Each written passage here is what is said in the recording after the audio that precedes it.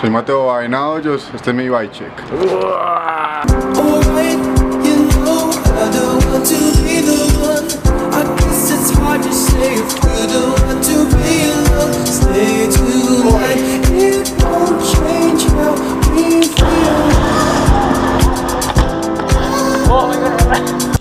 Esta es mi llanta delantera, tengo un Ring Mutant Demon, llantas al Pitch League con manzana Optimus Female y Peg Optimus.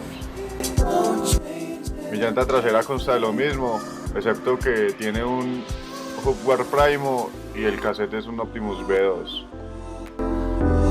Mi silla es una Mutanti Medium con seat post Mutanti. Este es mi timón Colony Talon, muy grande, cómodo, ancho, chimba. La chimba de manubrio.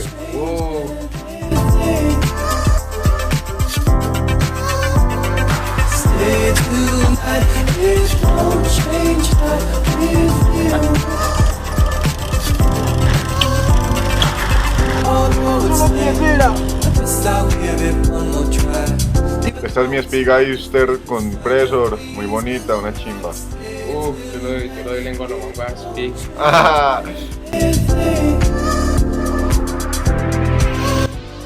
Mi marco es un Optimus Reaper con un tenedor Optimus Champ. Encaja bien, queda bonito, resistente. Una chimba.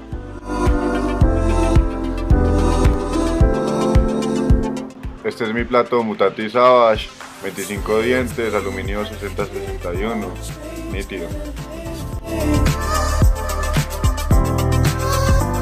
Estas son mis bielas Optimus Pro de 46 estrías, con mis pedales huelgo metálicos de rodamientos sellados, muy buenos. Esta es mi cadena YBN de eslabón completo, perforado para reducir peso, muy buena, resistente, es gruesita, apenas. Por último, estos son mis grips Optimus de buen agarre, están buenos.